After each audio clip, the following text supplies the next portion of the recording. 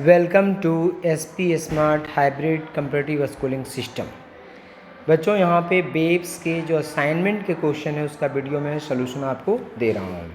Question number one में है यहाँ पे a wave travelling in a positive x direction having displacement along y direction as 1 metre, wavelength 2 pi metre and frequency of 1/पाई hertz is represented by. So यहाँ पे आपको जो condition given है, ठीक है, वेव का इक्वेशन आपको बनाना है यहाँ पे। So this is equal to positive x direction, जो वेव का इक्वेशन हो जाएगा। So this is y is equal to a sine this is k x minus कितना हो जाएगा, this is omega t. A क्या है, एम्पलीट्यूड, के क्या है, एंगुलर वेव, एंड ओमेगा क्या है, angular frequency of the wave. Amplitude कितना है, this is equal to 1 meter. Lambda कितना है, lambda is equal to this is equal to 2 pi, and frequency is equal to कितना है, दिस इज कल टू 1/पाई, this is hertz. So K is equal to कितना होता है, this is equal to 2 pi upon lambda, K is equal to 2 pi upon lambda. So this is equal to 2 pi upon 2 pi, so this is equal to कितना हो जाएगा 1। Omega is equal to होता है this is 2 pi into frequency, so this is equal to 2 pi into 1/पाई, so this is equal to कितना हो जाएगा 2। So equation कितना हो जाएगा, this is 1 sine and this is equal to 1x minus this is equal to 2t। So y is equal to हो जाएगा यहाँ पे, y इज कल टू हो जाएगा this is equal to sine x minus 2t। This is the correct answer. Now question number 2। अगर question number 2 को हम देखें तो इसमें कहा है कि the length of the wire between 2 ends of A sonometer. एक सोनोमीटर है, सोनोमीटर के जो लेंथ है बिटवीन द वायर, ठीक है, the length of the wire between 2 ends of a sonometer is 100 centimeter. What should be the position of the two bridge below the wire so that the three segments of the wire have their fundamental frequencies in the ratio 1:3:5। ठीक है, ratio जो होना चाहिए वो कितना होना चाहिए, 1:3:5 के रेशियो में होना चाहिए।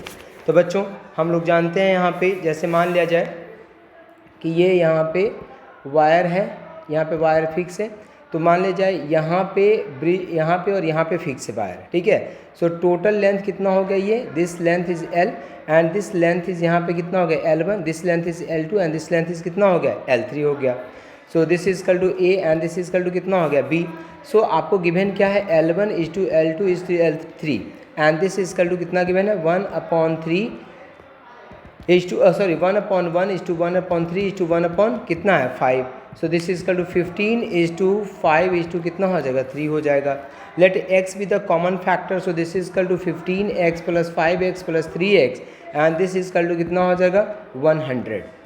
सो this is equal to 100। So 23x is equal to 100। So x is equal to this is 100 upon कितना हो जाएगा 23 हो जाएगा। This is x. So what is L1? तो L1 is equal to 15x. So this is equal to 1500/23 कितना हो जाएगा centimetre. So what is L2?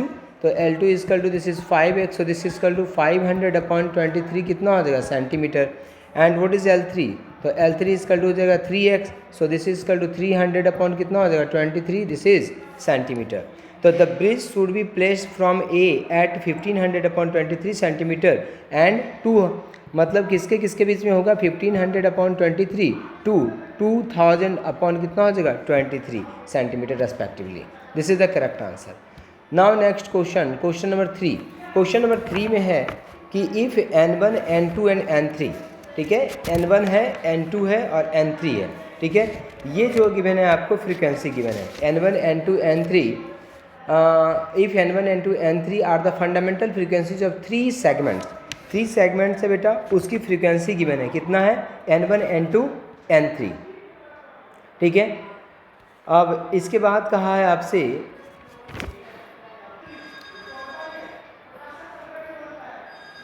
If, तो क्वेश्चन है बेटा कि if N1 N2 N3 are the fundamental frequency of 3 segment into which a string is divided, then the original fundamental frequency of N of the string is, ठीक है। तो यहाँ पे देखो हम जानते हैं कि let L with the string of L जो है स्ट्रिंग का लेंथ है, total length. So fundamental frequency कितना होता है, so fundamental frequency is equal to this is equal to 1/12 √T कितना होता है, this is equal to mu होता है। So frequency directly proportional to 1 upon कितना हो जाएगा L। So this is equal to L1 is equal to कितना हो जाएगा, this is equal to K upon कितना हो जाएगा, तो फ्रीक्वेंसी कितना है पे N1 है, तो this is equal to N1। दूसरा L2 कितना हो जाएगा, so this is equal to K upon कितना हो जाएगा, दिस इज N2। L3 कितना हो जाएगा, K अपॉन कितना हो जाएगा, दिस इज N3 हो जाएगा। So total L is equal to कितना हो जाएगा, this is K upon N हो जाएगा। So total L is equal to कितना हो जाएगा, this is L1 plus L2 plus कितना L3। So this is K upon N is equal to K upon कितना, this is N1 plus K upon कितना, this is N2 plus K upon कितना, this is N3। K cut जाएगा। So this is equal to क्या बचेगा, 1 upon N is equal to 1 upon N1 plus 1 upon N2 and plus 1 upon कितना हो जाएगा, this is N3। This is the correct answer. Now question number 4।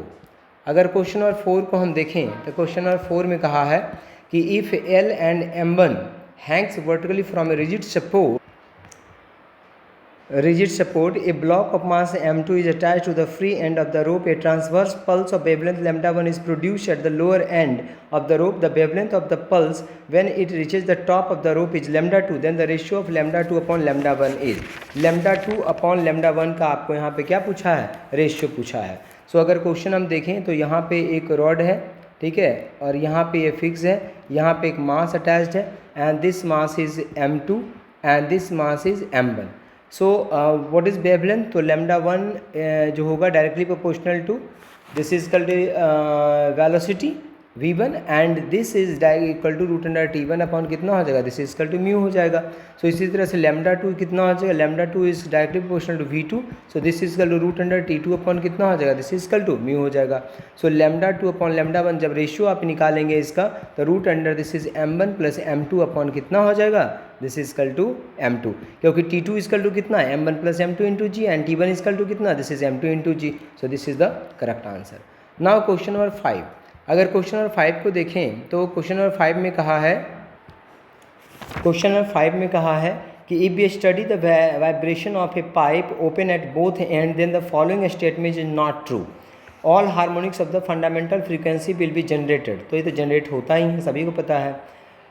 Next मतलब pressure change will maximum at the both and, नहीं, pressure जो होता है बेटा, pressure change will be minimum eight both and होता है। तो ये सेकेंड पार्ट जो है बेटा आपका क्या है, रॉन्ग है, मतलब कि ये ट्रू नहीं है।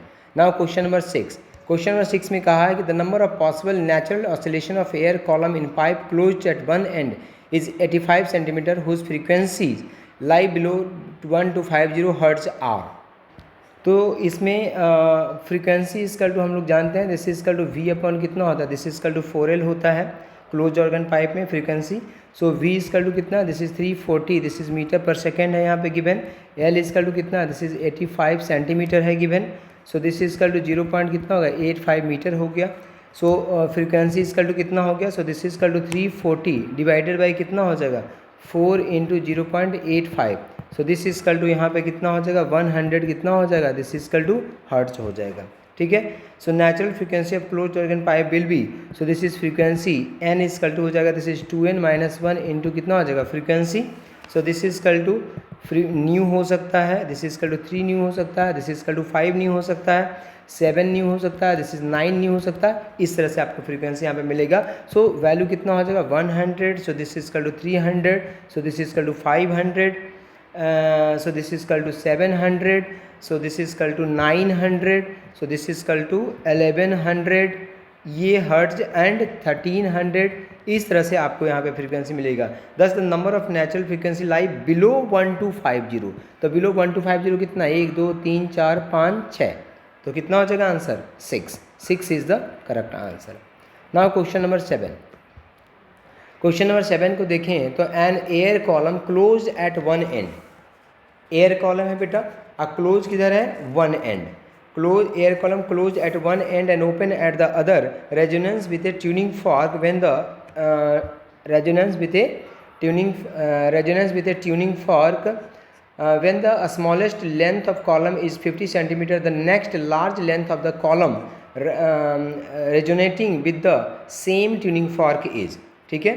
सो इस क्वेश्चन को अगर हम देखें तो इसमें आपको करना क्या है कि जैसे ट्यूनिंग फॉर्क है और ट्यूनिंग फॉर्क से रेजोनेट हम करवा रहे हैं उसको, ठीक है। तो जैसे क्लोज ऑर्गन पाइप है बेटा, तो यहाँ पे जो पहला जो वेव बनेगा कुछ इस तरह का बनेगा वहाँ पे, ठीक है। फर्स्ट जो वेव बनेगा कुछ इस तरह का बनेगा वहाँ पे, ठीक है। और ये ट्यूनिंग फॉर्क है हमारे पास, ठीक है। नाउ सेकेंड जो बनेगा, सेकेंड में क्या हो जाएगा, तो सेकेंड में कुछ इस तरह का बनेगा, यहाँ पे कुछ इस तरह का बनेगा सेकेंड में, ठीक है। And the length is L, ये भी लेंथ कितना हो गया एल, तो ये लेंथ कितना हो जाएगा, this is let this is L dash, so इसका वेवलेंथ कितना हो जाएगा, दिस इज लैम्डा बाई कितना हो जाएगा 4, क्योंकि नोड और एंटी नोड के बीच का डिस्टेंस होता है लैम्डा बाई 4, और ये हो जाएगा बेटा दिस इज 3 लैम्डा बाई कितना हो जाएगा 4। So L is equal to this is lambda by 4, so this is equal to 50 centimeter, so L dash is equal to this is 3 lambda by 4, so this is equal to यहाँ पे हो जाएगा 3 into 50, so this is equal to 150 centimeter is the correct answer. Now question number 8, question number 8 को देखें हम, तो the second overtone, question number 8 जो है, the second overtone of an open pipe has the same frequency as the first overtone of a close pipe L metre long, the length of the open pipe will be, जो open pipe है उसका length कितना हो जाएगा, तो second overtone of an organ pipe इस मतलब third harmonic की बात कर रहा है, सो थर्ड हार्मोनिक में कितना हो जाएगा, this is 3 nu nought dash, so this is equal to यहाँ पे कितना हो जाएगा 3 इंटू न्यू अपॉन कितना हो जाएगा, this is equal to 2 L dash, so first overtone of the close organ pipe is equal to कितना हो जाएगा, वो भी सेम ही होगा, this is equal to 3 into nu nought, so this is equal to 3 into nu upon कितना हो जाएगा, this is 4L, so equate कर दो, this is 3 nu nought is equal to 3 nu nought, so this is equal to ऐसे equate करोगे तो L dash is equal to कितना आ जाएगा, this is 2L is the correct answer.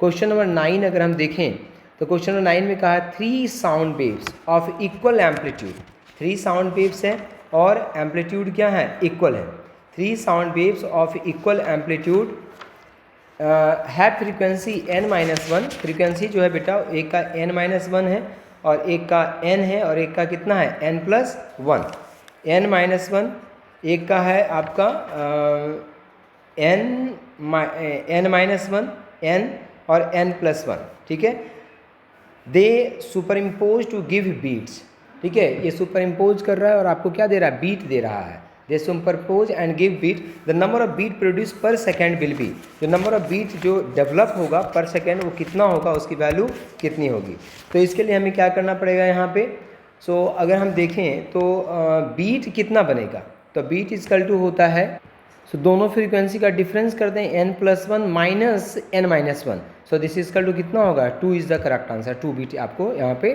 बनेगा।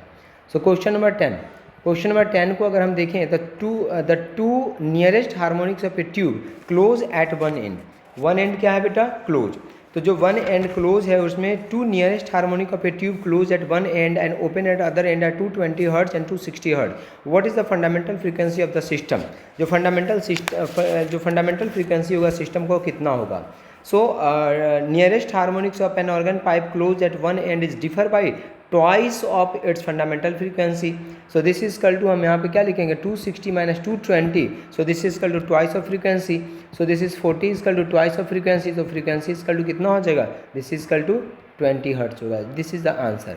Now question number 11, question number 11 को देखें तो क्वेश्चन नंबर 11 में कहा है कि the fundamental frequency in an open organ pipe, the fundamental frequency in an open organ pipe is equal to the third harmonic of a closed organ pipe if the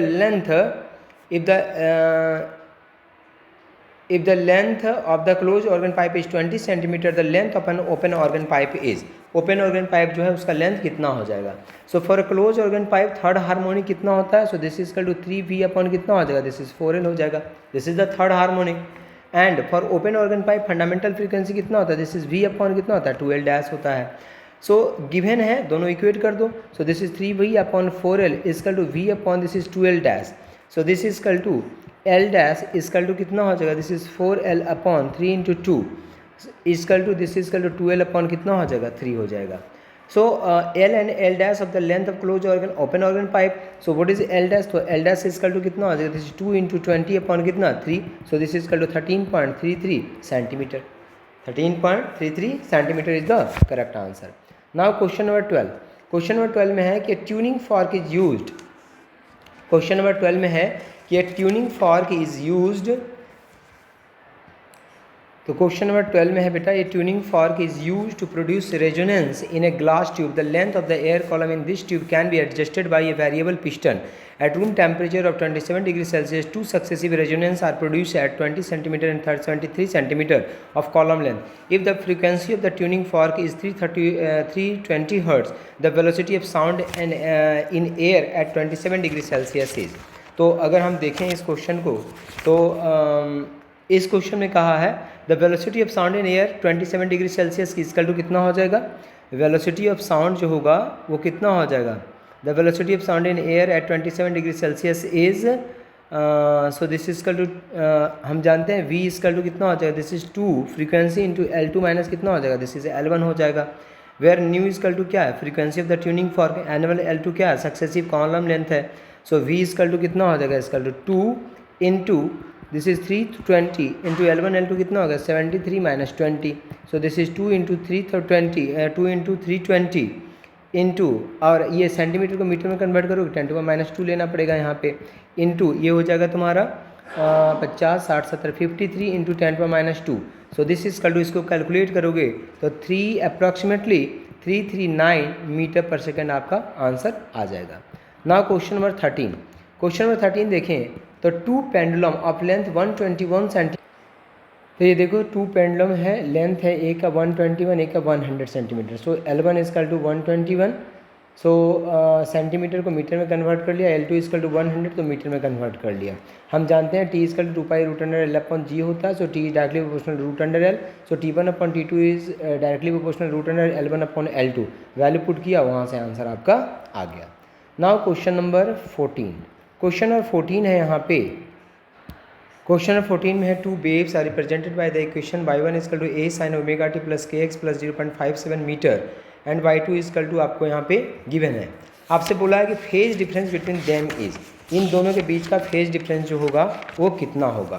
so what is y1 is equal to equation आपको given है, y2 ये given है। अब इस y2 को हम sign के term में लाएंगे, तो y2 को अगर साइन के टर्म में लाओगे तो उसके लिए क्या करना पड़ेगा, so this is y2 is equal to this is a sine this is omega T plus kx and plus pi by कितना हो जाएगा 2, सो अब फेज डिफरेंस कितना होगा, सो phi2 इजकल टू कितना हो जाएगा, this is omega T plus kx plus pi by 2 and phi1 कितना था, so this is equal to omega T plus kx plus कितना 0.57, so what is the difference, तो delta phi is equal to कितना हो जाएगा, this is phi2 minus phi1, इसको solve करो, so this is equal to यहाँ से अच्छा पाई बाई 2 का मतलब है 3.14 divided by 2, so this is equal to यहाँ से कैलकुलेट करोगे तो 1.57 minus 0.57 omega T plus kx तो कट ही जाएगा वो, so this is equal to 1 radian is the correct answer.